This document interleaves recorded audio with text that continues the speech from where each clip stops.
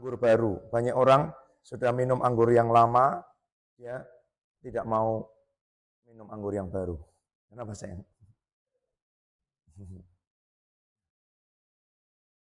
Ada di dua catatan ini, gitu ya. Barusan di sini. Coba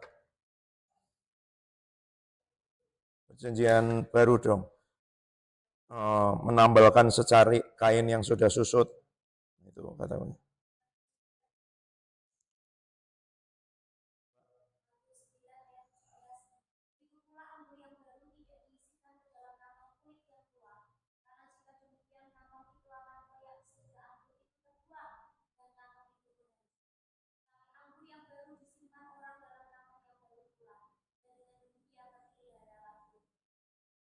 Sebentar ya, itu 9 ayat 17.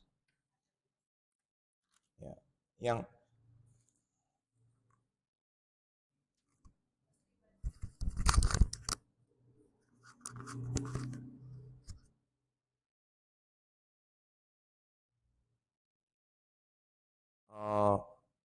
coba Lukas,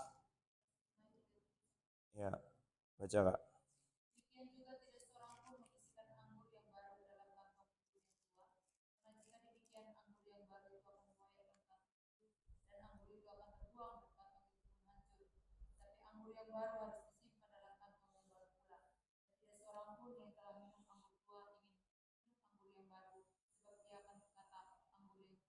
Nah, Lukas 5:39. Tidak seorang pun yang telah minum anggur tua ingin minum anggur yang baru, sebab ia akan berkata, anggur yang tua itu lebih baik. Di banyak pengalaman, anggur tua itu butuh waktu. Orang menikmati, lalu dia terbiasa. Dan itu awalnya anggur baru, tapi karena lama dia jadi anggur tua. Dia terbiasa dengan rasa anggur itu, dan dia menikmati, dia terbiasa gitu loh. Bukan berarti bahwa tidak ada yang lain, tapi dia terbiasa mencicipi rasa anggur itu. Dia sudah terbiasa, sehingga ketika dia ada yang baru, pasti dia bilang, yang ini lebih baik. Nah, tapi itu biasanya lama, puluhan tahun, yang lain ratusan tahun. Tapi bagaimana kalau anggur baru itu baru, seminggu kemudian baru, bulan kemudian baru, gitu. Wah, itu rasa di dalam hati, di dalam jiwa, di dalam pikiran itu akan bergejolak. Wah, yang kemarin aja saya belum terbiasa, apalagi ini baru lagi. Itu sikap hati kebanyakan orang, ya kan? Tidak seorang pun telah minum anggur tua ingin minum anggur yang baru. Jadi dia nggak kepengen. Ini aja. Pembaharuan karismatik terjadi tahun 60-an di gereja-gereja tradisional di Amerika khususnya. Episkopal, Metodis, Reform, Lutheran, Mennonite, ngalamin itu di tengah liturginya Roh Kudus bisa melawat, mereka berbicara dalam bahasa-bahasa yang baru. Dalam pengalamannya Edwin Stubb itu orang yang seorang imam, pendeta gereja episkopal. Gereja episkopal itu gereja Anglikan seperti gereja Inggris Protestan. Gitu ya. Dia waktu Roh Kudus melawat di gerejanya, dia bilang, wah, bahasa rohnya semua berbahasa roh. Terus dia ngomong begini, ini gimana nih gerejaku nih? Majelisnya pasti marah nanti. Semuanya tidak terkontrol, Tuhan. Tahu Roh Kudus ngomong apa? Apa kamu bilang? Gerejamu mulai hari ini kembali jadi gerejaku. Kenapa kok orang nggak mau? Karena dia pikir itu gerejanya, harus dia yang ngontrol. Kayak gini loh, datang dimulai dengan doa berkat. Ada yang salah dengan itu? Nggak ada. Blessing ada kok di situ. Harus dimulai dengan pengakuan dosa. Harus dimulai, siapa yang mengharuskan? Pengakuan dosa, pujian, penyembahan, doa syafaat, pengakuan iman. Tidak ada yang salah dengan semua itu. Tapi siapa yang kontrol di situ? Manusia atau Roh Kudus? Dia bilang, Tuhan, ini tidak terkontrol loh Tuhan. Tiba-tiba semua berbahasa roh. Dia memang bilang, bahasa roh Kudus ternyata bisa melawat orang Anglikan, orang episkopal dengan cara yang berbeda. Berbahasa rohnya itu kayak himne, kata dia.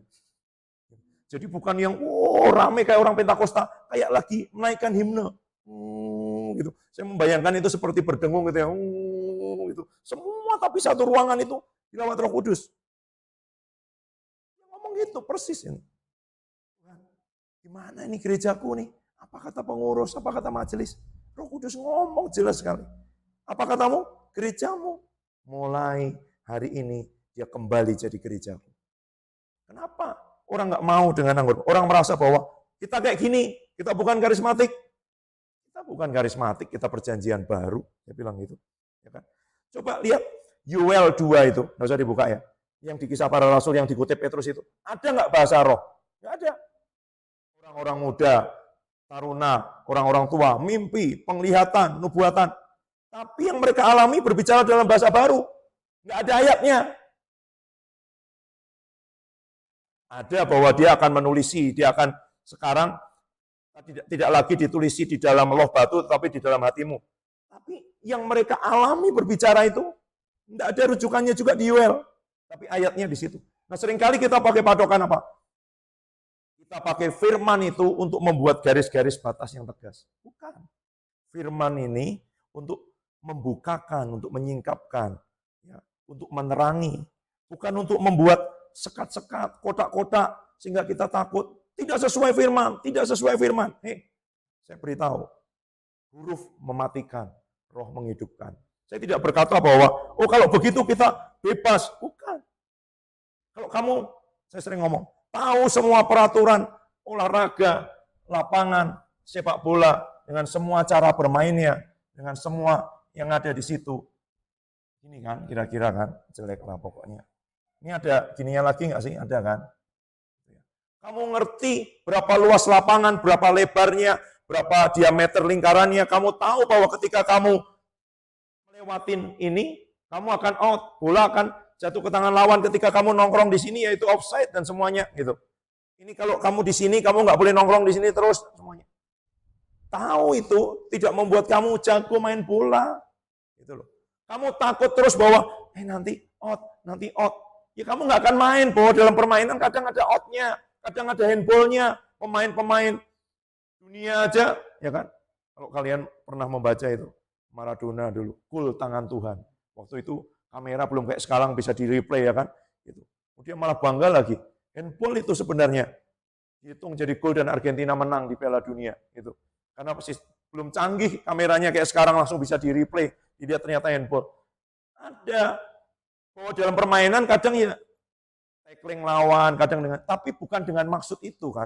Kalau kamu takut-takut, nanti ini pelanggaran, nanti kartu kuning, nggak main, percayalah. Kenapa banyak orang nggak main? Ya, cuma tahu peraturan. Firman, ini saya bergumul lama, sampai saya dapat pengertian. Saya dengar khotbah, orang bicara firman, semua yang dia kutip ayat Alkitab, tapi saya nggak rasa apa-apa.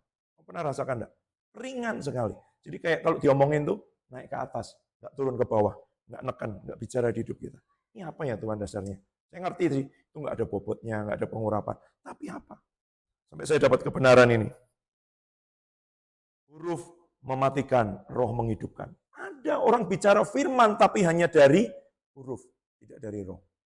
Dia pelajari pakai pikirannya, dia cari konkordansi, dia searching, dia cari komentari, dia buka tafsir, dia cari latar belakang kitab, semua latar belakangnya saking banyaknya sampai menutupi latar depannya. Tahu semua perjanjian lama, bahkan dia bisa bilang sisi sosiologis, sisi arkeologis, sisi historis, dan semuanya ngomong semua, tapi cuman jadi kata-kata dan huruf mematikan, roh menghidupkan. Ada ayatnya. Gitu ya.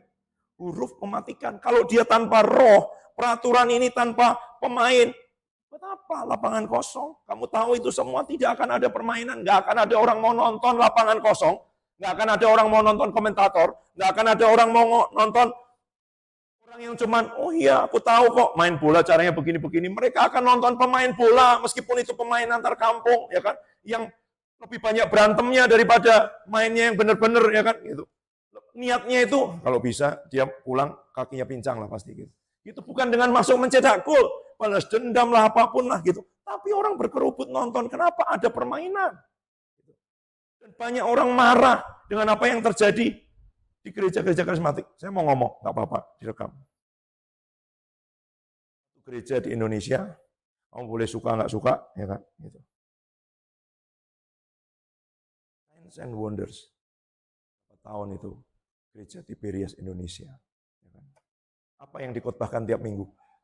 Perjamuan suci dan minyak urapan. Kamu bisa nggak? Suruh Kak Oskar. Kalau Kak Oskar di sini 1 tahun, setiap minggu kamu khotbah tentang perjamuan kudus dan minyak urapan. Itu aja. Kenapa? Kok kamu marah? Mujizat terjadi, lepasan terjadi. Orang punya kesaksian macam-macam. Sembuh apa-apa semua diolesi minyak, cuman itu. Kenapa? Pewahyuannya dia cuman itu. Dan dia kerjakan. Dia terobos perjamuan kudus dan minyak urapan. Hanya itu. Tuhan hanya bicara itu kok. Tapi dia bermain. Ngomong. Dia seperti, beliau sudah pulang kan sekarang. Sudah pulang ke surga. Pak Pariaji. Kampung, nggak punya seragam, nggak punya sepatu, tapi dia main bola. Dan kita anak-anak kota bilang, main bola kok kayak gitu terus. Gitu. Anak kampung nggak tahu mungkin offset gitu ya. Gitu. Nggak terlalu tahu strategi 4-4-2, gitu-gitu. Nggak ngerti dia. Dia ngerti main, dia ngerti gocek bola, dia ngerti bahwa tujuannya adalah mencetak gol ke gawang lawan. Kan itu aja. Gitu ya. Di dalam permainan itu mungkin kamu agak salah, agak ngawur, agak ini out sedikit di sana, tapi itulah gitu. Tidak ada gunanya kita tahu itu semua kalau tidak ada permainan, lapangannya kosong, orang takut untuk gocek bola, orang takut untuk out, orang takut untuk tendang, orang takut kalau nanti dia dapat kartu kuning. Ya, pemain-pemain profesional aja kadang dapat kartu merah. Tapi kan kita tidak sengaja. Gitu. Bukan.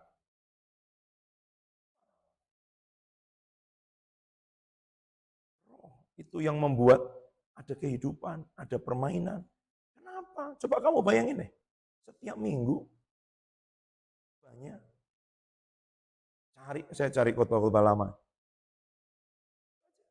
Minyak urapan, perjamuan kudus. Itu contoh yang menurut saya ekstrim. Minyak urapan, perjamuan kudus, puasa, roti dan anggur, tubuh dan darah Kristus. Deklarasi dengan ini semua. Yang lain biasa aja, sisi penyembahannya biasa, sisi firman biasa. Itu aja. Ada nggak kuasanya? Ada. Dipercaya dengan sungguh-sungguh. Dengan sungguh-sungguh. Orang akan ngomong macam-macam, oh klenik, kayak dukun dan ini semua. Coba baca firman sungguh-sungguh. Mengoleskan minyak itu diperintahkan di Yakobus, ya kan? Perjamuan itu diperintahkan. Sederhana. Tuhan suruh dia mengembalikan pewahyuan tentang minyak dan anggur. Perjamuan dan minyak urapan. Simple as that. Gitu. Yang lain juga doakan orang sakit pakai minyak urapan. Yang lain juga perjamuan, mungkin sebulan sekali. Tapi mereka setiap minggu.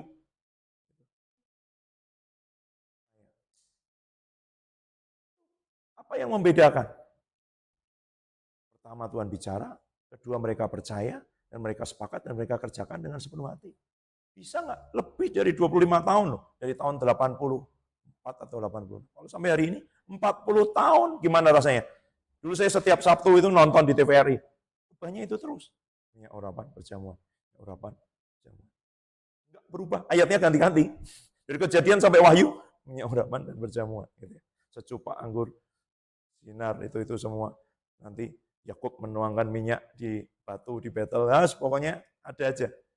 Tapi kuasa Tuhan terjadi, kesembuhan terjadi. Dan saya dengar suara orang hamba Tuhan ngomong dengan saya begini, Pastor Roni, kamu tahu nggak apa gereja Signs and Wonder di Indonesia sebenarnya? Itu Tiberias. Masih lihat mujizat terjadi setiap minggu, kesembuhan terjadi setiap minggu. Anggur baru, dia mau anggur baru. Kalau kita mau anggur baru nih, gitu ya. Sisi yang tadi kita dapat ini. Pujian penyembahan. Orang begitu dengar pujian penyembahan, oh saya sudah ngerti pujian penyembahan, ya kan? Itu. 3 lagu cepat, 2 lagu lambat, firman. Pujian penyembahan, siapa bilang? Itu. Apa itu praise? Saya bilang kemarin, Doa pagi terakhir. Apa itu? Praise. Tehilah. Tempat yang dalam dan rahasia. Pujian. Jadi kita pikir pujian itu lagu-lagu cepat. Tidak terlalu. Pujian itu lahir dari tempat yang dalam dan rahasia. Apa akar katanya? Halal, halel, haleluya. Jadi saya nangkep spiritnya waktu pertama tadi. Sing haleluya to the Lord. Lagunya boleh sama, tapi spiritnya apa? Halel. Apa halel? Membanggakan, memamerkan, boasting, pride. Boasting tahu nggak? Saya cerita kemarin. Kamu tahu? Ya, anak kecil-kecil kalau ketemu teman-temannya selalu pamer kan. Papaku pulang bawa gajah. Oh, masa sih? Papaku pulang bawa dinosaurus. Anak yang satu lagi bingung. Pamer apa ya? Oh, papaku pulang bawa kulkas sebesar rumah. Yang lain juga bilang, buat apa? Buat masukin kulkas sama gajah sama dinosaurusnya papamu itu, gitu. Semua sedang posting, tahu nggak? Membanggakan, memamerkan sesuatu yang saya ngomong kemarin juga. Yang satu mempertahankan iPhone, satu mempertahankan Samsung. Semua bilang Android lebih bagus, yang lain bilang sistemnya Apple lebih bagus. Ini semua, wah OS-nya ini semua membanggakan, ini nggak pernah crash, nggak pernah itu semua. Setelah berdebat berantem, ternyata yang satu pakai Oppo, gitu. Nggak ada yang pakai Samsung, nggak ada yang pakai itu. Tapi semua cuma posting, pengen memamerkan, membanggakan, dan dia bangga itu. Saya itu dapat pengertian tiba-tiba gini, ya kamu kan nyanyi gitu. Aku punya Tuhan yang besar, itu kan pamer ya. Orang bilang, udahlah, biasa aja, nggak usah terlalu gitu. Loh, ini pujian itu pamer. Kamu tahu orang pamer nggak sih? Pamer itu kayak di showroom itu loh. Ditaruh di depan, dikasih lampu sorot, dikasih kaca. Kalau nggak dipamerin itu pasti tembok, bukan kaca. Ya, pergi ke showroom, ke mall tuh, lihat di jendelanya. Dikasih boneka, dikasih itu semua, baju-baju terbaik, dipajang di situ, ya kan? Itu mau pamer, gitu loh. Mau pamer apa? Ini kami punya loh. Kita rendah hati aja lah, gitu. Enggak ada. Pujian itu pamer. Pamernya ke siapa? Pamernya ke setan dan ke kenyataan-kenyataan kehidupan. Kamu harus pamerin bahwa Tuhanmu lebih besar, Tuhanku lebih besar, yang aku punya lebih besar. Memang kamu sedang menunjukkan di depanku ya, setan ya. Tapi aku pamerin nih yang aku punya. Gitu. Kenapa kok hanya anak kecil yang bisa masuk ke orang yang seperti kanak-kanak itu masuk kerajaan surga? Anak-anak itu akan pamer, akan punya kebanggaan dengan bapaknya. Dengan apa yang dia punya. Bahkan dengan apa yang kadang dia nggak punya. Saya ingat seorang sahabat saya, yang meninggal sekarang, seorang hamba Tuhan. Satu kali, dia cerita. Dengar nih, anaknya cerita ke teman-temannya. Kakek nenekku ya, punya kebun binatang yang besar sekali. Ini kisah nyata, benar. Iya. Di situ ada jerapah, ada gajah, ada harimau, ada ini semua. Setelah siang, anaknya kan mau tidur siang, papanya itu dulu sahabat saya. Itu, ya. Kenapa sih itu ya? Kamu tahu, kakek nenek nggak punya binatang, ya kan? Kok kamu cerita begitu kepada teman-temanmu? Ya. Memang sih waktu liburan, dia pergi ke rumah kakek neneknya di Surabaya, diajak ke kebun binatang. Saya, terus anaknya ngomong gini, anaknya meneteskan air mata, karena ternyata itu bahasa ungkapan sayangnya dan kekangenannya kepada kakek neneknya. Tapi dia posting. Nah, kalau kita memamerkan sesuatu yang di dunia, itu pasti yang kita pamerkan itu biasanya membesar-besarkan dari apa yang ada. Ya nggak? Tentu kayak gitu. Mau makan di situ enak banget lah, percayalah, kamu nggak akan nyesel makan di situ. Sama makan di situ, biasa aja. Kayak dibayar berapa dia kayak gitu ya kan? Kalau kamu lihat food vlogger itu semua makannya sampai masih panas mengepul, dimasukkan ke mulutnya, dikasih cabai satu botol, dikasih itu semua ya kan? Itu makan kayak enak banget gitu. Itu kan dia mau melebih-lebihkan gitu ya, kenyataan. Tapi kalau kita memamerkan Tuhan, sudah kita pamerin sampai kayak apa, dia masih lebih dari itu. Gitu loh. Ya enggak? Ini cerita lagi. Deh, pergilah, saya nggak sebut merek ya, karena direkam. Mau pergi ke fast food, ya kan, yang dimiliki oleh siapapun, itu loh, rumah makan cepat saji yang ada gambar-gambarnya semua, burger, ayam goreng, gambarnya kan gede segini ya burgernya ya. Nanti waktu kamu pesan datang segini tuh, ya kan itu. Dagingnya segini, waktu datang segini, gitu. Nggak sesuai dengan kenyataan. Semua yang dia iklankan, dia promosikan, nanti keluarnya lebih kecil. Pernah makan satu kali. Saya pergi ke Heidelberg, ke Jerman. Di stasiun saya masih nunggu dijemput. Lapar banget, udah malam karena keretanya transit. Nggak sesuai dengan rencana itu semua. Saya makan. Ada counter gitu, rumah makan Thailand. Saya pesen ini apa sih ini? Oh, bebek nih kayaknya. Udahlah saya pesen itu sama nasi, ada sayurnya gitu. Di gambar udah gede. Tapi waktu keluar, jauh lebih gede dari gambarnya. Saya pikir kayak baru di sini. Kalau di Indonesia lebih kecil pasti ya, meskipun gambarnya gede-gede ya kan. Nah, kalau kita mamerin Tuhan tuh ya, sudah kita ngomong, wah dia ajaib, kau membelah laut, kau melipat gandakan roti, kau mengubah air menjadi anggur, masih ada lagi. Itu loh. Jadi kita pamerin kayak apapun Tuhan, dia masih lebih dari itu. Itu masih apa yang dia singkapkan, apa yang dia perkenalkan, apa yang dia ungkapkan, apa yang dia kerjakan, apa yang dia nyatakan. Jadi yang sesungguhnya masih lebih banyak.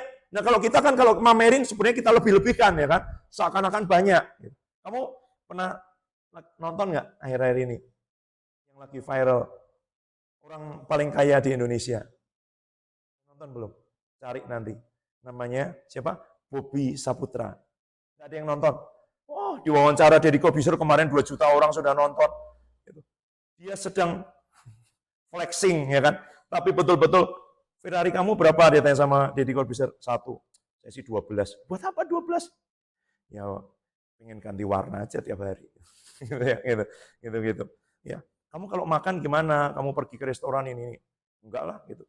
Chef yang datang ke rumah saya. Gitulah. Dia sedang menciptakan sebuah karakter, bukan beneran gitu ya. Dia bilang, "Bapak saya yang punya pabrik aqua kok, ini semua." Kalau semua ini konglomerat Indonesia semua om saya gitu ya. Gitu. Terus dia ditanya, coba kamu ajarin dong gimana caranya buat orang-orang yang miskin nih ya, pendengar-pendengar yang masih miskin ini, supaya mereka itu bisa jadi kaya, bisa berani berjuang untuk hidupnya. Oh ya, saya kasih beberapa tips ya. 1, punya keberanian. 2, punya kerendahan hati. Wah, luar biasa. Coba kamu cerita lebih lanjut. Ya, kamu harus punya keberanian dan kerendahan hati untuk minta duit sama bapakmu. Gitu. Ya. Saya semalam dengerin itu sampai ketawa-ketawa ya kan gitu. Dia sedang pamer banyak hal yang dia nggak punya sebenarnya ya kan. Dia sedang menciptakan sebuah karakter itu. Namanya Ben Wiryadinata atau siapa nama aslinya. Dia tadinya chef, menang kejuaraan. Bahasa Inggrisnya bagus banget. Dia di interview dia ngomong bahasa Inggris terus. Dia ngomong rumah saya di sini, bapak saya ini gitu. Terus kalau harta kekayaan keluargamu kira-kira berapa keturunan habis? Everlasting, dia bilang gitu, nggak akan pernah habis. Wow, gitu. Pokoknya gitu. Kamu mau tahu bagaimana orang posting ya kayak gitu tuh. Dia pamerin semua yang dia nggak punya, gitu ya. Gitu. Ngomong seakan-akan dia orang paling. Jadi kamu bilang kamu salah satu orang terkaya? Bukan. Bapak saya orang terkaya di Indonesia, saya nomor 2. Gitu. Loh, kamu bisa nggak kayak gitu? Sama bapakmu di surga, gitu loh. Ya kan, aku ini anak bapak di surga. Kemarin malam kan tahu tuh. Debbie juga tahu kayaknya. Di samping meja makan saya ada buku yang saya taruh di situ judulnya Anda Tidak Bisa Miskin Lagi. Kemarin malam mama mertua saya datang dan dia bilang, apa benar ini? Dalam hati saya, benar banget gitu. Amin gitu ya. Gitu. Karena bapak saya kaya, dia punya semuanya gitu ya. Langit dan bumi. Dia bilang gitu. Loh kalau kamu bisa ngolah air aja, dia kan ngomong gitu. Kenapa kalau dia bercanda, bapak saya yang punya aqua, kamu bisa jualan air ledeng aja, kamu bisa jadi salah satu orang paling kaya di Indonesia loh, ya kan? Gitu. Cuman ngisi botol kosong dengan air ledeng kata dia, gitu. Bercandanya dia gitu. Dia bisa menghasilkan banyak hal. Nah itu apa? Posting, itu pujian. Di hatimu kamu mau membanggakan dia nggak? Ketika kamu sedang menghadapi persoalan, itu bukan masalah lagunya cepat atau lambat, itu spiritnya, gitu loh. Dan ini hal yang baru, yang harusnya hari ini saya mau ngomong tentang bagaimana menjadi imam. Imam aja belum ngomong, udah diganti pujian, tapi nggak apa-apa. Gitu loh. Kita kan 3 minggu kemarin sampai hari ini jadi imam. Jadi imam itu spiritnya itu gimana? Spiritnya kamu tidak sedang hanya membawa dirimu sendiri, kamu sedang membawa sesuatu yang lain, yang lebih besar yang Tuhan taruh di hatimu, gitu ya. Seperti kepada Abraham, Tuhan minta, Tuhan Bicara tentang Sodom dan Gomora yang akan mendapat penghukuman. Dan Abraham menjadi imam di hadapan Tuhan. Tuhan, sekiranya ada sekian Tuhan, sekiranya ada sekian terus gitu. Tuhan kan bilang, aku sedang mencari orang yang mau membangun tembok, ya kan, berdiri untuk kota, untuk bangsa. Dia mencari siapa orang yang berdiri di hadapan Tuhan jadi imam gitu. Apakah kemudian terjadi keselamatan atas Sodom dan Gomora? Tidak. Tapi setidaknya orang benar tidak ikut dihukum. Lot dan seisi keluarganya sebenarnya menantu-menantunya akan selamat loh. Tapi kan mereka nggak mau ikut kan itu. Jadi sebenarnya masih bisa nggak? Bisa. Gitu. Yang kayak Kak Debbie bilang tadi, asosiasi. Karena kamu ngumpul di situ dengan keluarganya Lot, waktu Lot mau diselamatkan, kamu juga ikut diselamatkan. Kenapa kok Lot mau diselamatkan? Karena Tuhan ingat Abraham. Ya kan? Karena dia mengingat Abraham, maka diselamatkan. Itu. Makanya itu penting, asosiasi itu.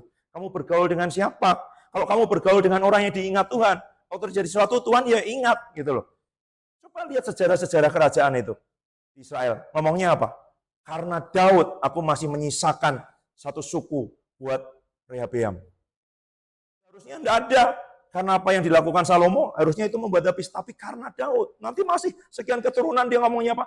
Karena perjanjianku dengan Daud. Karena Daud. Pujian. Apa itu? Boasting, pamer, membanggakan. Gitu. Nah ini sesuatu yang baru. Ya kan? Belum ngerti. Jadi, apa gini? Pengurapan. Ya, pengurapan itu macam-macam. Tapi banyak orang sudah merasa cukup gitu loh. Ujian penyembahan ya kayak gini. Ya sudah, Tuhan itu rendah hati. Oh ya sudah, kamu sudah puas dengan anggur tua, enggak apa-apa. Dituangi anggur baru. Karena dia tahu kamu akan nolak. Coba ayatnya bilang apa? Mereka tidak ingin kok. Jadi untuk dapat anggur baru itu kamu harus ingin. Ingin enggak?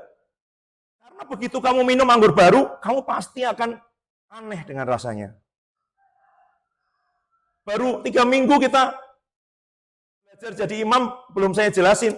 Baru kemarin ngejelasin sama Kak Debbie, Mami di sini sambil hari apa itu panjang lebar belum lama, ya kan? Ini loh Deb, gini loh pengertiannya gitu. Dia sedang beradaptasi dengan yang baru.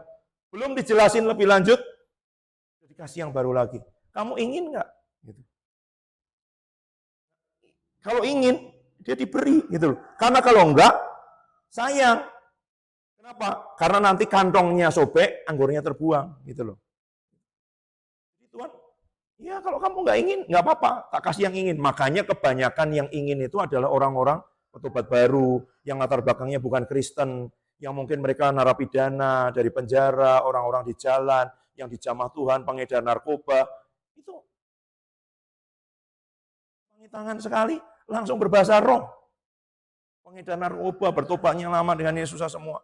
Yang sudah Kristen bertahun-tahun, aktivis cinta Tuhan, berat banget. Kadang ada banyak hal, konsep-konsep itu, dan tidak menginginkan gitu loh. Tidak menginginkan. Jadi Tuhan memberi kepada yang ingin. Kalau kita ingin, dia akan beri. Kadang yang dia beri itu bisa 2, anggur atau gandum. 2. Nah banyak orang gini, wah masa kamu roh-roh terus, mana firmannya? Loh kalau dia sedang curahkan anggur, itu berarti roh, manifestasi roh yang sangat kuat. Nanti kalau dia beri gandum, itu firman yang akan bicara sangat kuat. Kalau kita mirip, gandum aja Tuhan. Kalau roh nanti dianggap aneh. Loh, kamu sedang mengontrol Tuhan. Gitu. Tapi sekali lagi Tuhan rendah hati. Oh, kamu cuma mau gandum. Ya nggak apa-apa. Banyak gereja ngomong begini. Roh Kudus itu hanya bicara lewat firman. Roh Kudus itu fungsinya menerangi firman. Ya udah, dia tidak beri penglihatan, dia tidak beri nubuatan, dia tidak beri mimpi, dia tidak beri rema. Rema ya dikasih lah, dia mau bicara lewat firman. Kamu nggak ingin kok. Nggak ingin, gitu loh. Kamu pengen nggak? Di Alkitab banyak sekali. Pak Adi selalu ngajarin begini. Semua yang Roh Kudus punya, kita bisa punya. Kenapa? Kita punya Roh Kudus yang sama kok. Gitu. Berarti karunia-karunia semuanya kita bisa punya. Tidak hanya apa yang sudah diberi. Pengurapan-pengurapan yang di tempat orang lain kita bisa punya. Gitu. Nah, ada orang ngomong begini, kami mau pengurapan-pengurapan, tapi nggak dipraktekkan. Gitu. Kami mau hadirat Tuhan kuat, tapi diatur, tapi lagunya 3 aja ya. Gitu. Terserah Tuhan. Kalau memang hari itu dia mau nyembah semua, nggak ada firman juga nggak apa-apa. Kalau dia mau firman duluan, baru setelah itu juga nggak apa-apa. Dia cuma mau persembahan aja juga nggak apa-apa. Gitu.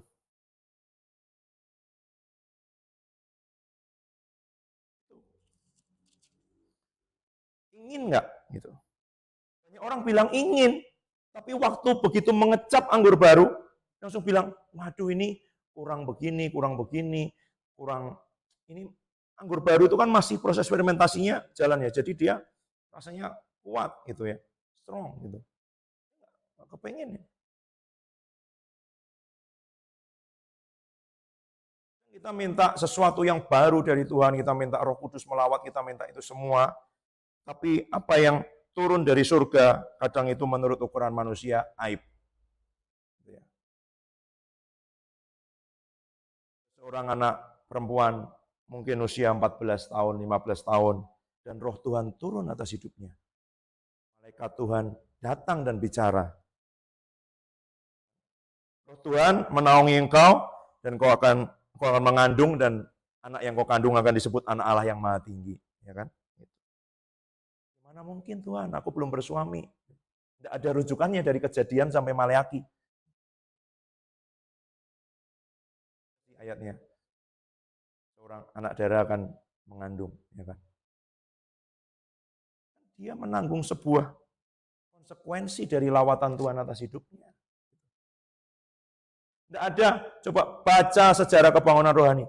Bahwa ketika itu terjadi, semua orang bilang, wah luar biasa ya, Tuhan melawat ya, kamu luar biasa. Itu nanti ketika sejarah jadi tulis. Wah, pernah terjadi di Wales, selamatan luar biasa, penjara kosong, bar kosong, semuanya gini, polisi sampai nganggur-nganggur, karena semua orang bertobat, semua ini, semua.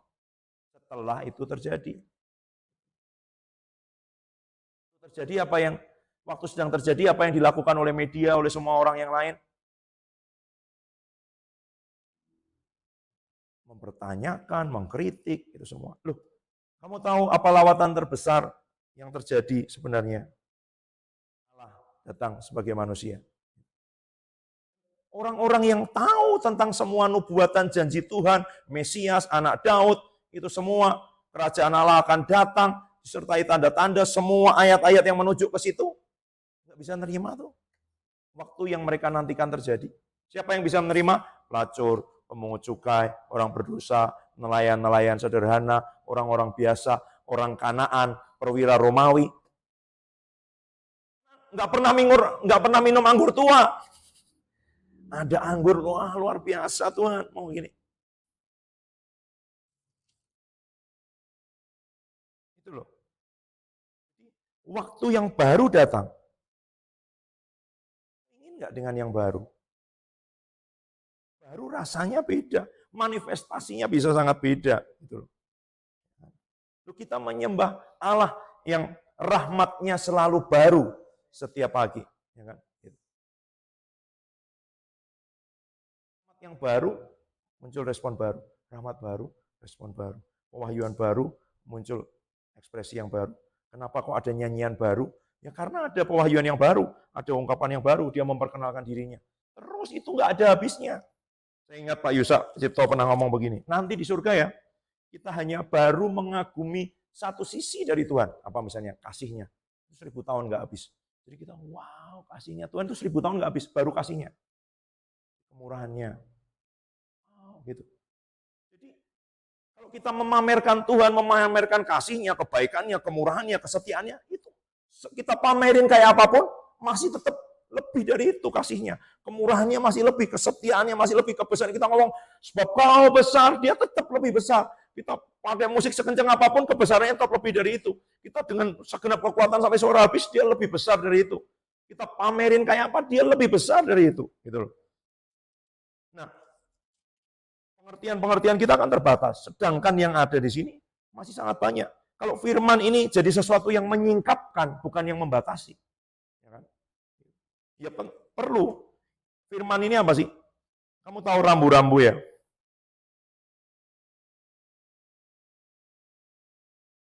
Apa artinya? Belok ke kanan, ya kan? Ini kan gini ya biasanya mungkin ya.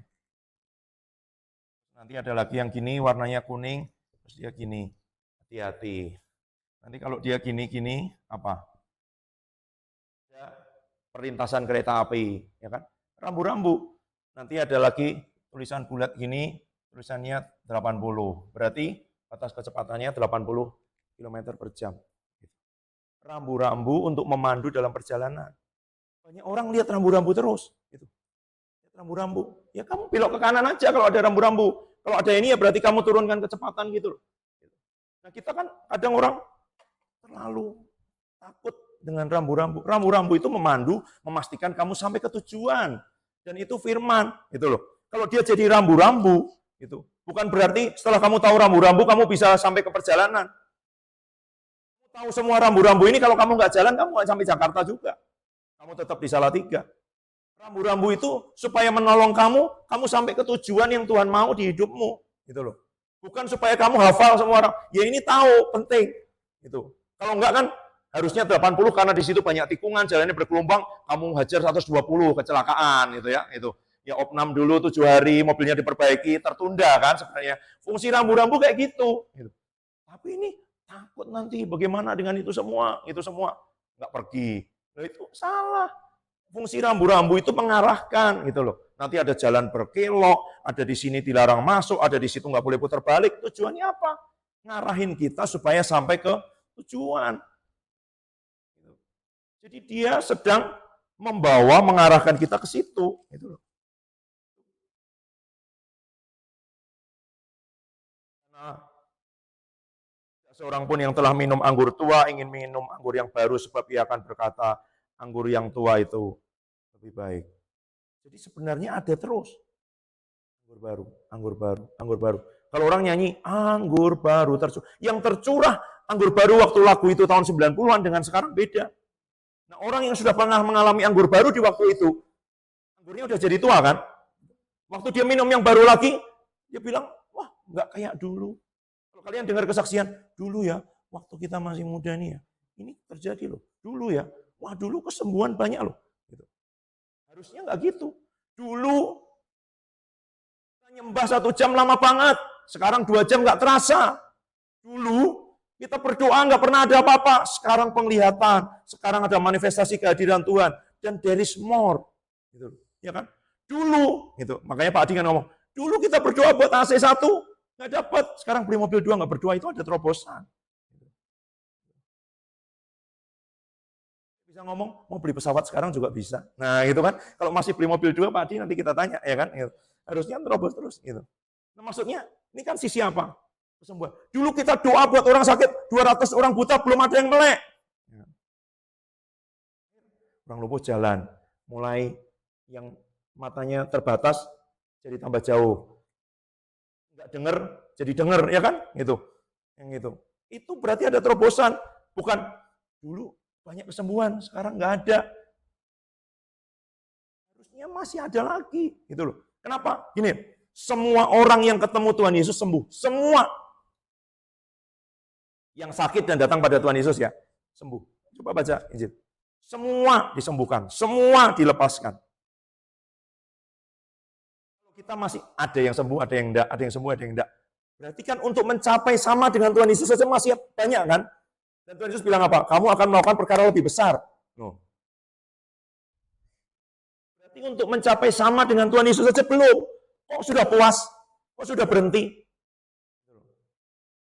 Sampai semua yang menjamah jubahnya, kena bayang-bayangnya, nyentuh sapu tangannya. Belum kan? Jadi kalau orang sudah, cukuplah, lumayan, sudah mulai ada yang sembuh. Belum. Gitu. Orang berpikir begitu. Sebenarnya saya mau ngomong ini berikutnya. Penghapus ya, tisu saya coba. Bisa nggak?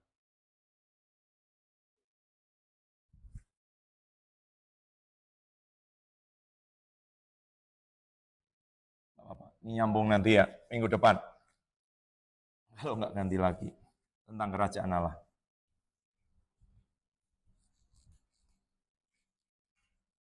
Coba perhatikan ini.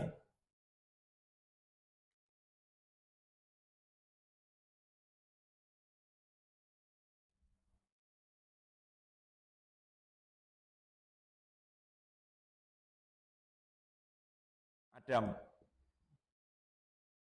Ini dosa Adam. Dosa, kejatuhan, ya kan? Di sini ada apa? Salib Tuhan Yesus. Kamu perhatikan. Orang berteologi hanya di antara dosa Adam dengan penebusan Tuhan Yesus. Kenapa kok Tuhan Yesus mati buat hidup kita? Kenapa kok dia menderita di atas kayu salib? Kenapa kok dia diserahkan? Dia jadi korban untuk pengganti. Karena manusia sudah jatuh dalam dosa. Benar nggak? Benar. Semua kehilangan kemuliaan Allah. Barang siapa mengaku dengan mulutnya, percaya dalam hatinya Allah membangkitkan dia dari antara mati, dia akan selamatkan.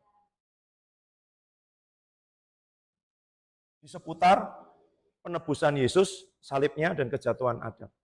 Benar nggak? Benar. Karena penebusan Yesus itu untuk menebus kejatuhan Adam. Tapi dia lupa bahwa Tuhan tidak berangkat dari dosa Adam. Sebelum ada dosa Adam, ada namanya penciptaan. Jauh kan itu. Penciptaan itu sebelum dosa. Apa yang dikatakan Tuhan di penciptaan? Sungguh amat baik. Sebelum penciptaan, bumi belum berbentuk, kosong, gelap gulita. Tapi sebelum bumi berbentuk dan kosong, gelap gulita, ada Tuhan dalam kekekalan yang merencanakan. Tapi kalau kita mulai dari sini aja, dari penciptaan, sungguh amat baik. Jadi kalau kita ngerti sungguh amat baik, ya kan? Maka ini bukan hanya untuk menebus dosa Adam. Kalau dia hanya ditebus, kamu punya utang 1 juta, saya kasih utang 1 juta, kamu utangmu lunas. Tapi kamu nggak bisa apa-apa. Kamu belum bisa makan, beli kuota, pergi naik Grab, makan, nggak bisa. Cuman utangmu lunas. Gitu loh. Makanya saya kalau gambar, nggak di sini. Tahu sebagian besar sekolah teologi. Apa dosa dalam bahasa Yunani? Hamartia. Ya kan? Apa hamartia?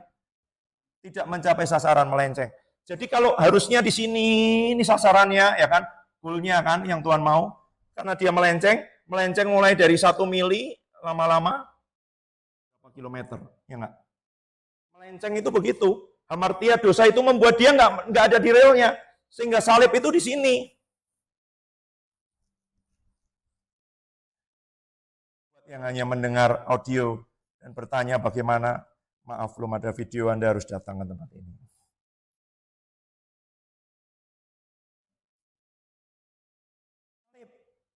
Tahu fungsi salib? Mencegah supaya yang merosot, yang turun, yang menyimpang itu enggak lebih jauh lagi. Makanya ada penebusan Yesus. Dia stop semua pelanggaran itu, terperosok, kamu enggak jatuh lebih jauh. Karena itu teologi. Kamu kalau belum kuliah teologi sistematika, kamu ngomong ini ke dosenmu, dia akan wow. Dari mana kamu dapat pewahyuan seperti ini sedangkan kamu tidak pernah baca buku, ya kan? Itu kan yang ditanyakan orang-orang Farisi kepada Tuhan Yesus kan. Dari mana dia dapat pewahyuan seperti ini sedangkan dia tidak pernah belajar, ya kan?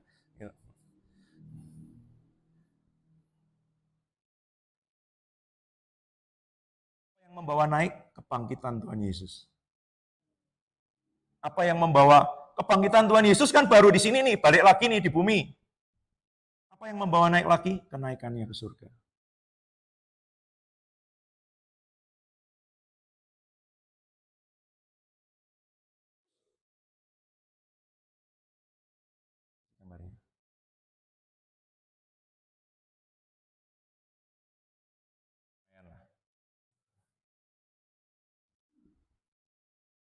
Apa yang membuat kita bisa kembali berjalan di sini dan tidak menyimpang? Roh Kudus dicurahkan. Gitu loh. Untuk apa? Untuk kembali ke tujuan semula yang sungguh amat baik. Di mana sungguh amat baik? Di bumi seperti di surga. Jadi rencana Tuhan yang saya baca di awal tadi, Kejadian 1, baca lagi, 26 sampai 28.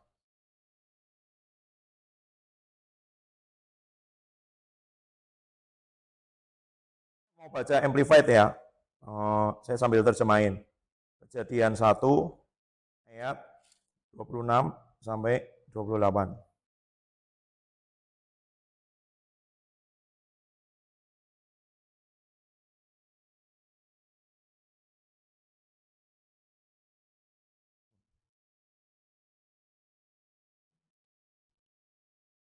Tuhan berkata, marilah kita, ini Bapa, Anak, dan Roh Kudus, membuat manusia dalam gambar kita.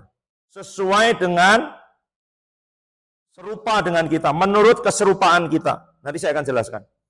Bukan secara fisik, tapi secara rohani dan moral. Dan mari kita membuat mereka punya otoritas yang lengkap dan penuh. Wow. Atas semua ikan di laut, burung-burung di udara, binatang ternak, dan atas seluruh bumi. Dan atas apapun yang merayap di atas bumi.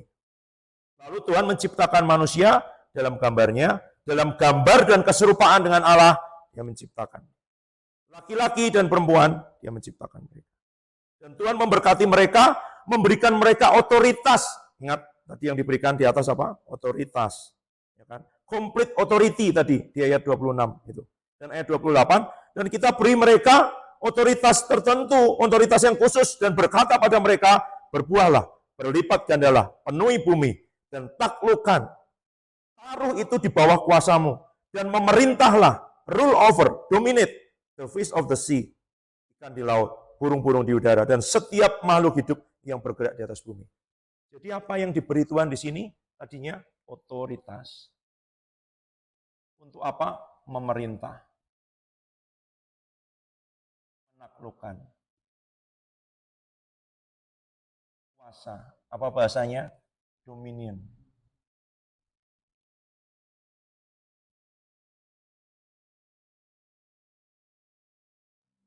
Di mana? Di seluruh bumi. Tapi tadinya Tuhan ngasih contoh. Di mana? Taman Eden. Ini loh, tempat yang teratur, tempat yang dari kacau balau tidak berbentuk kosong, aku jadikan, kasih contoh nih. Kayak gini. Terus apa yang Tuhan mau? Gak mungkin dong kamu sendiri seluruh bumi, beranak cucu, berlipat kali ganda, multiply, ya kan? Nanti dalam Matius 28, itu juga sama. Pergi, jadikan semua bangsa muridku, karena itu sedang melakukan perintah ini.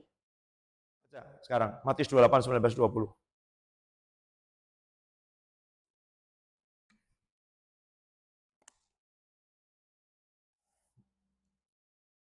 Satu orang, keras. Itu pergilah, jadikanlah semua bangsa muridku dan baptislah mereka dalam nama Bapa dan Anak dan Roh Kudus, dan ajarlah mereka melakukan segala sesuatu yang telah kuperintahkan kepadamu, dan ketahuilah aku menyertai kamu senantiasa sampai kepada Ayat 18. mendekati mereka dan berkata, kepadaku telah diberikan segala kuasa di surga dan di bumi. Segala apa? Otoritas. Di mana?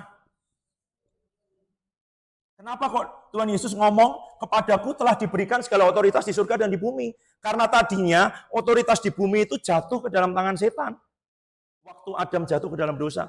Jadi yang dipermasalahin itu bukan hanya masalah diusir keluar, gitu-gitu. Bukan. Kamu tahu nggak dosa itu apa? Dia mau mengambil alih otoritas atas bumi. Setan, itu loh. Waktu kejatuhan Adam, otoritas atas bumi itu dipegang sama setan, gitu. Dan gimana cara mengambil kembali? Melakukan apa yang tidak bisa dilakukan Adam. Bahasa teologisnya ini. The undoing of Adam.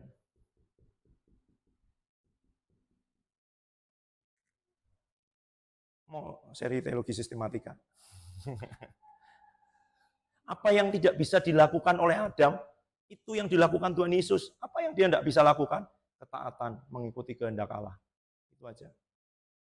Bilang apa? Ini lo ada pohon kehidupan, ada pohon pengetahuan, gitu ya. Kalau kamu makan ini mati. Tapi kalau makan pohon kehidupan, hidup selamanya. Kenapa kok nggak pilih itu?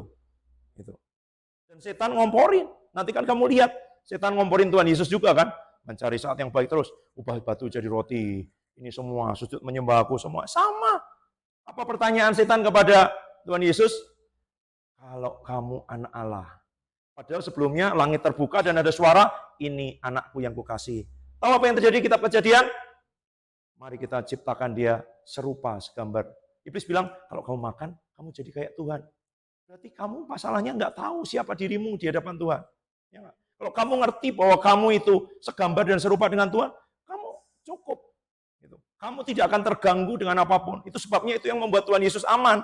Sekalipun dia bilang, kalau kamu anak Allah, kalau kamu anak Allah, surga terbuka dan ngomong, anakku yang kukasihi. Langsung percobaannya muncul.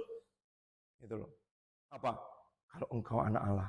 Dan kita ditanya terus, buktikan mana kamu jatuh terus, kamu belum kayak gini, kamu belum kayak gitu. Kamu harus ngomong dengan iman, karena status itu karena iman. Aku anak Allah, aku sudah ditebus, semua pelanggaranku dipaku di atas kayu salib, dibayar Tuhan Yesus, lunas. Ya, iblis, ya, gitu. Memang kenyataan begitu, tapi aku akan terus dibawa naik, Roh Kudus akan terus menolong aku, Roh Kudus akan terus membungkus aku, Roh Kudus akan terus memampukan aku tidak hidup dengan kekuatanku sendiri, aku hidup berdasarkan janji Tuhan, terus kayak gitu. Karena dia akan coba dan kemudian setelah selesai di situ dia mencari saat yang baik. Saat yang baik munculnya lewat siapa? Lewat orang dekat juga bisa. Lewat Petrus. Makanya Tuhan Yesus langsung ngomong apa? Enyala iblis. Bahasa Yunani gini loh. Get behind me. Kamu ke belakangku iblis. Bukan kamu yang di depan. Karena dia akan coba mendirect, mengarahkan kamu ke tujuannya dia. Dia ngomong apa? Kamu di belakangku. Bukan kamu yang di depan. Gitu. Get behind me. Kamu di belakang. Aku yang jalan ngikutin Tuhan. Bukan kamu yang mengarahkan jalanku. Penciptaan ada mandat, ada sungguh amat baik. Untuk apa? Menaklukkan, berkuasa, dominion atas bumi. Makanya kalau kita hanya berdebat di sini, orang akan terus berdebat ribuan tahun. Keselamatan hilang nggak? Keselamatan hilang nggak?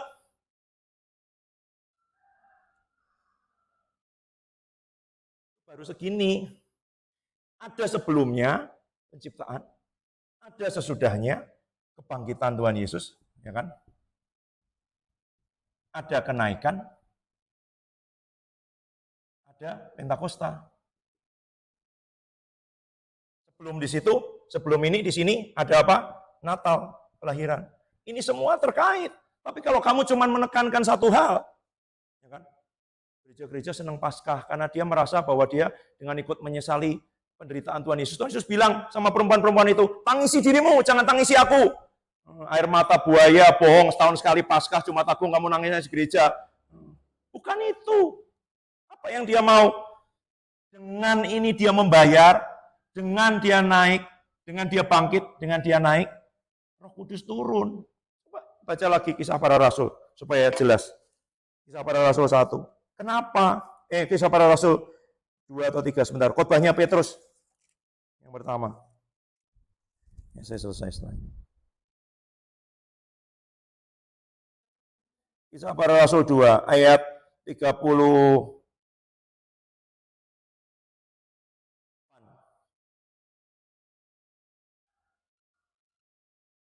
Oh, sebentar.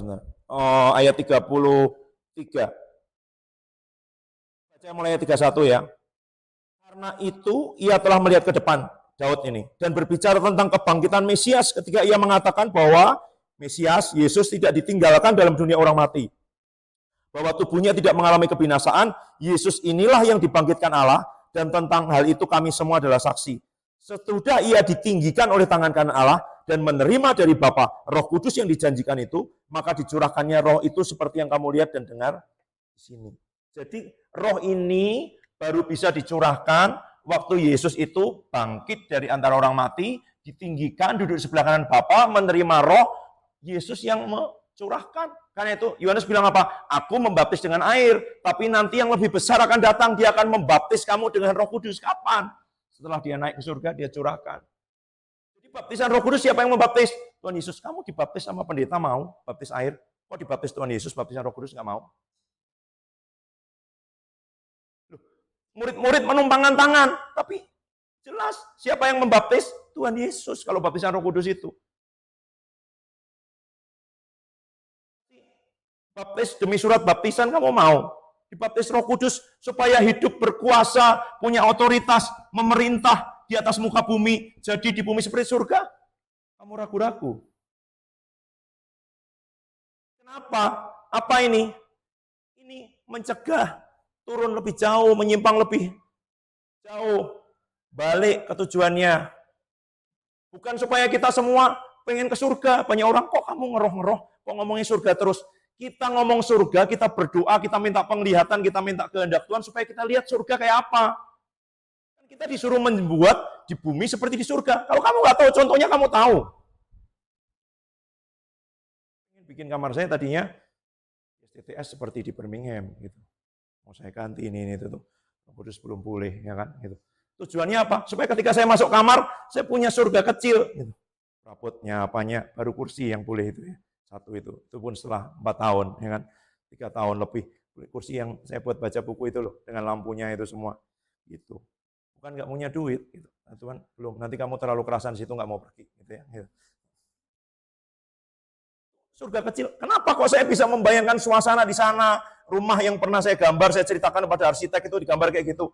Karena saya pernah di Inggris. Saya tahu saya tinggal di kota Birmingham, kota industri. Bangunannya terdiri dari bata merah, red brick semuanya. Industri, bangunan industri di Inggris abad ke-18 itu semuanya. Kayak gitu. Coraknya industrial gitu ya. Pak Trio tahu itu. Bangunan-bangunan yang unfinished gitu ya. Masih bata expose, kap lampu kayak gini nih. Industrial nih. Gitu. Ya, ada lampunya, ada itu bahannya dari besi, enggak dihaluskan kayak ini semua gitu-gitu. Kayunya juga masih finishingnya kasar, natural semuanya kayak gitu. Itu. Kenapa kok saya bisa kepengin begitu? Karena saya sudah pernah lihat loh. Kalau kita nggak dapat penglihatan kayak Yesaya, dia merasa aku udah oke nih, nabi Tuhan. Tapi begitu dia lihat surga, apa yang dia bilang? Najis bibir aku. Standar surga beda. Nabi masa najis bibir. Tapi waktu dia lihat kemuliaan surga, kekudusannya aja kayak kenajisan. Nah, coba kalau kita nggak pernah lihat surga, kita mesti merasa orang paling suci di dunia, paling baik, paling saleh, sudah paling setia, paling sopan, paling murah hati. Tapi begitu lihat Tuhan, ini tidak layak lagi. Makanya dia bilang apa? Seperti kain kotor, seperti kain bekas pembalut menstruasi. Itu bahasa yang dipakai.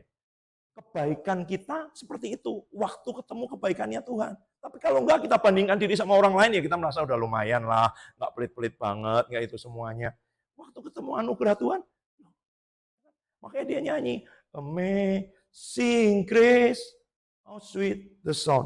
Karena dia ketemu kebaikan Tuhan, dia langsung rasa, aku ini penjahat nih. Gitu. Nabi aja ngomong gitu kok, ya kan? Gitu. Tidak layak Tuhan, aku ini tidak layak. Nah tapi kalau kita nggak pernah lihat itu, orang mau ngomong gini, loh yang penting kan kita lakukan perubahan di bumi. Kamu pakai standar apa perubahan di bumi? Kenapa kok orang-orang bilang, ini loh, nabi-nabi itu tidak akan pernah bisa puas. Saya ngomong nih, kalau kamu ngerti politik, ngerti sosial, ngerti itu ya. Ada 2 spektrum pemikiran politik, sosialis, dan yang di sana yang lebih liberal, ya kan. Sosialis mengutamakan banyak orang. Dia akan memajaki orang kaya dan membagikan itu kepada orang miskin. Dia berpihak kepada banyak orang. Nanti kalau di Inggris, di Amerika itu partai buruh. Ya, partai buruh. Di Amerika partai demokrat. Gitu. Jelas. Di Indonesia nggak jelas. Gitu. Nggak ada. Semua kepentingan. Ideologi ada sih, tapi prakteknya nggak terlalu begitu. Ya kan? Nyebut partai dipikir kampanye. Nggak, tapi Inggris saja. Satu lagi spektrum partai yang liberal. Yang apa? Berpihak pada orang kaya. Pajak orang kaya jangan tinggi-tinggi. Ya kan? Orang miskin harus bertanggung jawab atas dirinya sendiri. Kalau terlalu banyak diberi fasilitas, nanti dia nggak akan berkembang. Itu cara pandangnya. Yang mana? Buktinya dua-duanya bertarung terus selama ratusan tahun ini. Gitu loh. Baik di Amerika, di Inggris, di negara Eropa lainnya. Gitu. Negara-negara yang sistemnya sosial demokrat gitu ya, dia akan lebih memberi pajak tinggi dan nanti pendidikan gratis, kesehatan gratis, transportasi sangat murah sekali dan itu semua. Gitu. Kalau kamu tanya ke saya, yang mana? Tergantung. Karena tidak ada yang ideal dari dua-duanya. Kalau orang nggak ngerti kekekalan, dia akan berpihak pada salah satu. Waktu ini terlalu berat, dia nggak baik loh. Kita lihat penyimpangan-penyimpangannya. Apa penyimpangannya? Orang memanipulasi sistem, dia punya anak banyak supaya dapat tunjangan, dan dia dengan tunjangan itu dia bisa beli rumah, ngumpulin rumah, beli rumah banyak, jadi tuan tanah. Tapi nggak pernah kerja. Ada sistem yang bisa diakali. Nah ini maksudnya baik. Ini politisi-politisi Kristen sebenarnya yang pengen supaya tidak ada orang miskin di antaramu. Artinya gitu. Itu terjadi dengan Jerman. Buka pintu buat pengungsi, kita orang Kristen, orang Samaria baik hati.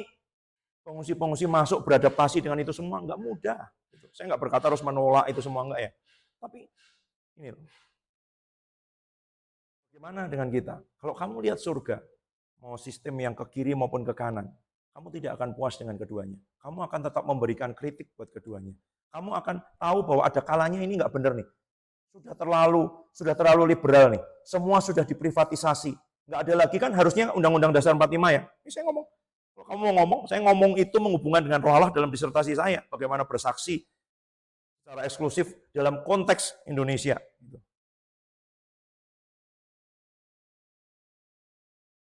Bumi, air, kekayaan alam semuanya digunakan sebesar-besarnya untuk kepentingan rakyat. Fakir miskin, anak terlantar dipelihara oleh negara. Kalau kamu baca Undang-Undang 45, Indonesia itu sosialis. Bukan liberal. Tapi ada amandemen, ada perubahan semua. Membuat privatisasi BUMN apa dan semuanya. Membuat itu dia semakin ke sana. Gimana? Tergantung sayapnya. Tergantung dia cenderung kemana. Ya kan? Kalau ngomong bicara Indonesia, sebelumnya sangat ke kiri itu di Orde Lama. Karena itu dia mau ditumbangkan. Sangat ke kanan di Orde Baru. Ya kan? Sekarang setelah reformasi, bingung. Nggak jelas mau kemana. Nggak ada nilai yang diperjuangkan, kepentingan pribadi. Kan gitu. Nah kalau kamu profetik, kalau kamu lihat surga, baik kiri, kanan, liberal, sosialis, kamu nggak akan puas. Maksudnya nggak akan puas, kamu nggak akan hanya berpihak pada salah satu. Kalau ada waktunya, ini harus lebih. Kenapa? Karena terlalu mementingkan kepentingan orang kaya. Bedanya gini. Baca kita baik-baik. Dia tidak pernah memerintahkan kita ngambil punya orang kaya dan bagi ke orang miskin. Itu aja. Punya kritik nggak terhadap sosialisme? Punya. Beri dan kamu akan diberi. Bukan ambil punya orang lain dan bagikan.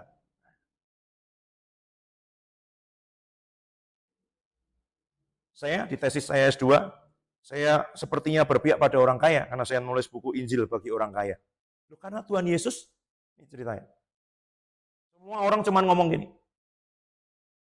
Orang muda yang kaya disuruh menjual seluruh hartanya, ya. Tapi Sakeus enggak tuh. Sakeus bertobat, dia kembalikan 4 kali lipat yang dia peras. Tuhan Yesus enggak bilang, jual semua hartamu. Enggak. Ada perempuan-perempuan yang melayani Tuhan dengan hartanya. Ada macam-macam bicara harta itu loh. Satu. Gimana? Itu nanti hal yang lain lagi. Tapi kayak gitu loh. Ada pergumulannya, gitu loh. Ada kebenaran-kebenaran firman. Coba dari 7 jemaat itu, jemaat yang paling akhir itu jemaat yang kaya raya. Tapi disuruh Tuhan membeli, karena kamu telanjang, kamu miskin, kamu tidak tahu, itu semua ya. Itu orang-orang yang punya jatah besar dari Tuhan selama hidup di dunia. Ada nggak? Ada. Ada.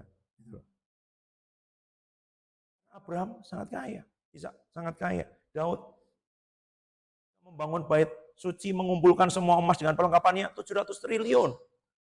Salomo sangat kaya. Lebih dari siapapun raja yang pernah ada dengan semuanya, gitu loh. Orang yang melayani Tuhan dan menyerahkan hidupnya akan menerima kembali 100 kali lipat. Sekalipun disertai berbagai penganiayaan. Tapi 100 kali lipatnya ada. Kalau ada orang bilang begini, saya tulus kok, saya memberi tidak mengharap apa-apa. Kamu dibodohin setan lah menurut saya. Petani yang dia menabur, boleh panen, boleh enggak. Kalau enggak panen ya enggak apa-apa. Gitu. Ada enggak? Hanya untuk yang jasmani aja orang enggak kayak gitu loh. Cuman kalau kamu berharap kamu berbuat baik ke orang itu, lalu orang itu berbuat baik kamu, itu yang salah. Kamu menabur untuk pelayanan, terus lalu nanti kamu dapat itu kamu sedang membeli lotre. Ya kan? Enggak. Kamu sedang menabur. Dan itulah cara Tuhan memberkati. Pak Adi kan sering ngomong ya, kalau kamu nggak punya uang, kamu miskin, justru itulah alasan kenapa kamu harus belajar menabur, supaya Tuhan punya alasan memberkati hidupmu. Loh kok gitu sih? Orang miskin kok disuruh menabur? Oh iya. Kalau nggak kamu tabur, ya dia satu aja, kamu kantongin terus. Kamu makan, ya habis. Tapi kalau kamu tabur, dia akan tumbuh. Yang mana dulu yang tumbuh? Yang tomat dulu 3 bulan, yang durian mungkin 7 tahun, ya kan gitu. Itu. Kamu berbuat baik sama orang dan mengharap orang itu yang nanti akan membalas kepada kamu, itulah yang yang salah. Kamu sedang mengikuti Tuhan dan kamu menabur dalam ketaatan dengan itu semua. Ini kembali, rencananya apa?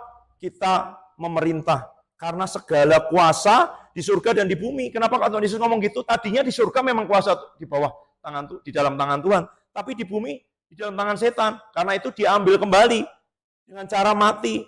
Dan waktu mati, turun ke dalam alam maut, setan kaget. Kok dia ada di sini?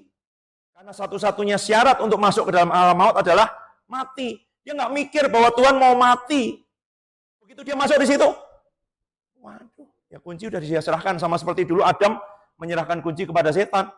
Adam, ya nggak direbut tuh sama setan. Itu serahkan otoritasnya. Begitu Tuhan Yesus masuk ke dalam alam maut, tahu gitu nggak tak bunuh, tak jadikan raja aja, nggak masuk ke sini dia, nggak menang dia, nggak bangkit. Nah itu loh. Kenapa? Karena malaikat-malaikat aja nggak ngerti, kok dia jadi manusia gimana sih? Kok dia mau dicobai sama setan gimana? Itu nggak ngerti, rencana Tuhan nggak ngerti. Kita sekarang sudah disingkapkan. Ini loh, kayak gini loh, maksudnya dia mau memulihkan apa? Bukan hanya memulihkan dosa dan kejatuhan Adam. Itu. Kalau teologimu hanya sampai di sini, kamu akan berdebat terus. Hilang apa enggak keselamatannya? Hilang apa enggak ya? Bukan. Setelah kamu diselamatkan, kamu diberi otoritas untuk memerintah, untuk mengembalikan. Ini loh, mandat ini loh. Diserahkan.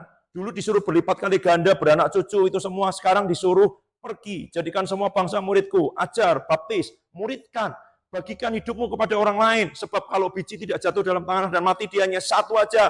Tapi kalau mati, dia akan tumbuh menjadi sebuah tanaman dan kemudian buahnya banyak banget. Ini supaya kita berjalan di atas muka bumi dengan otoritas. Itu memerintah sekarang di atas muka bumi, atas semua ciptaan. Jadi kalau saya ngomong kemarin di sini, ada tokek, perintahkan. Pergi, melawar. Oh nggak pergi-pergi, perintahkan terus sampai pergi. Kenapa kok dia nggak pergi? Terakhir. Tadi apa? Diciptakan dalam gambar dan rupa. Tahu bahasa Inggrisnya? Image and likeness. Gambar kita dipulihkan waktu Tuhan Yesus mati, bangkit. Tapi keserupaan kita, Paulus kan ngomong gini ya, aku menderita sakit bersalin lagi, sampai apa? Rupa Kristus jadi nyata. Gambarnya sudah dipulihkan dengan penebusan Tuhan Yesus.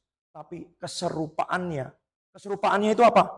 Bisa merintah binatang, bisa ngasih nama, bisa punya otoritas, atas sakit penyakit, atas semua yang lain itu, waktu kamu dipenuhi dan dipimpin Roh Kudus.